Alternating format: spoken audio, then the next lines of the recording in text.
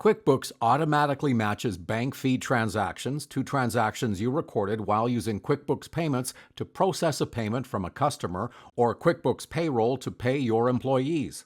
This prevents you from entering the same transaction more than once. Let's look at automatic matching and see how it affects the work you do in QuickBooks. From Bank Transactions, select the Posted tab. Any transaction that is labeled Auto has been automatically matched. Select a transaction to see details. Select Undo to send the transaction back to pending if anything looks wrong. If you're looking for a match that QuickBooks didn't automatically suggest, select the transaction and then select Find Match, or toggle a transaction from Categorize to Match. Then select the matching transaction and select Match. You can also filter your list of categorized transactions so that you only see transactions that QuickBooks automatically matched.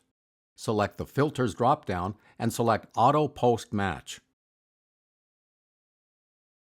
Now you're ready to use automatic matching in QuickBooks.